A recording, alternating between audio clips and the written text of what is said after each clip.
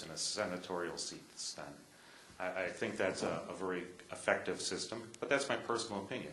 It would need to really be brought before the voters. The other item then is a strong city manager or mayor form of government. I prefer at this time a strong city manager form of government, but again, that would be decided by the people. Opportunity for that decision will come up when we expand the council, which should happen in our next cycle. Okay. Juan, let's have you answer next, and then we'll move back this way. Okay, I believe in the city manager form of government. I think that's the best government that we could have because it will bring transparency, fiscal responsibility to the community. And you will feel that your taxes are better protected by a city manager form of government. The council hires city manager. The manager is responsible for the daily operations.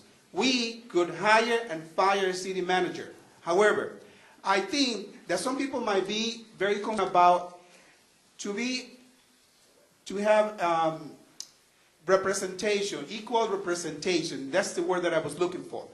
I feel, and an example of having a city manager form of government that provides equally representation to this community.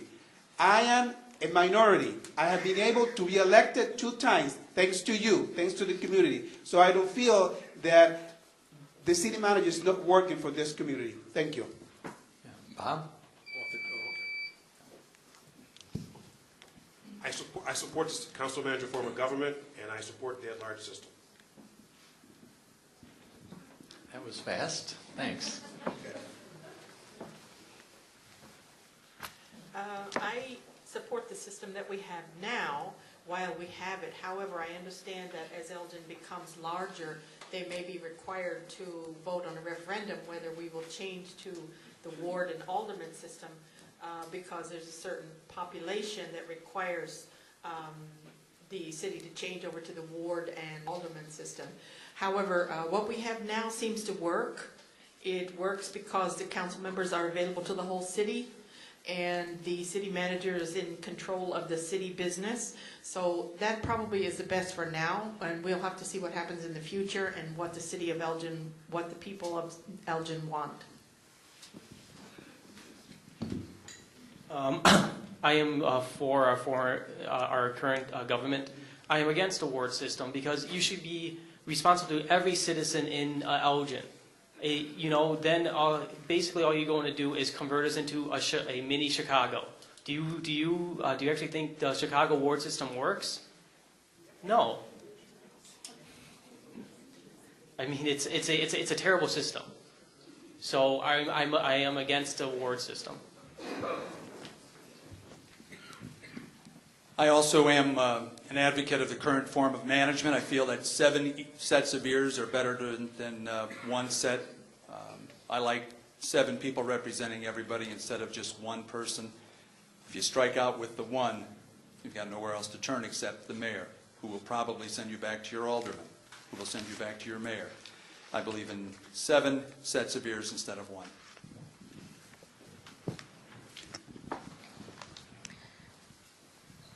I'm for a ward system because I think you should have someone that will represent you as a community and in your area. And as far west as that we're going right now, I have been out there speaking to people, and you find a lot of those people don't come to a city council meeting, so they really don't know much about what our city council is really doing. So I am in favor of a ward system and aldermen. Because I work for a municipality that has that now, and it works perfectly. Well, again, it's all about accountability. At the end of the day, it's all about accountability. There are pros and cons in both forms of government. However, I particularly would be in favor of a ward system or a geographic ward system representation. The reason why I say that is because 7 people can't be at one place. That's clearly impossible. It doesn't matter how available you are to everybody. You still gotta, there's particular locations, just as Lenore Scruggs said, you cannot just be everywhere.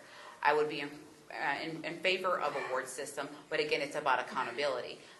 Who is elected in the event that that system is taken into place, and with consideration from the Elgin residents, because at the end of the day, you have that voice.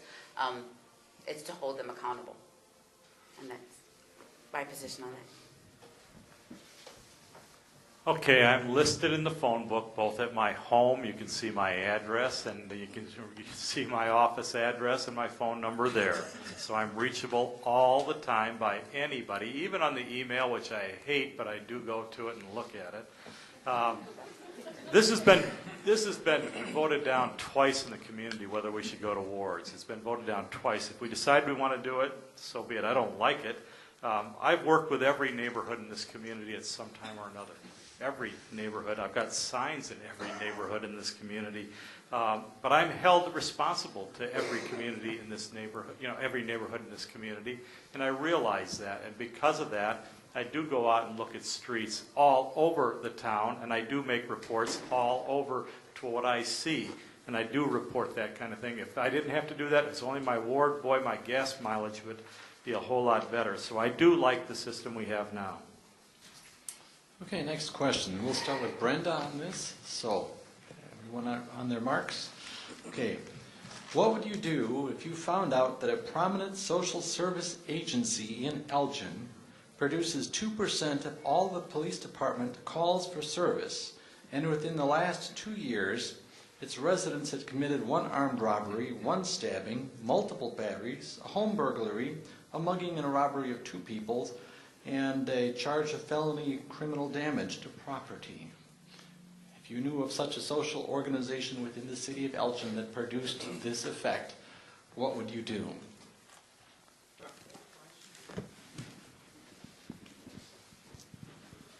Well, first I have to say I'm surprised to find out that such a thing is happening. I think it needs to be investigated to the point that why are so many police calls coming from one agency? Is there some background information that we need? Is it a homeless shelter that the wrong people are getting there? Is it some other place that the wrong people are coming there and forcing the owners of the place to call the police? It will have to be investigated, and we will have to find out what the background information is on this so that we can act and make it safer for everyone in that neighborhood. Shane? Well, that's exactly why we have a police department. They, if there's a problem going on with a certain organizational, whatever, you send out to police, and they will investigate. That's why we pay taxes to the police. So that would be my solution, is to go and investigate. And if we have to do further measures, do extra patrols or do whatever, then that's what needs to be done.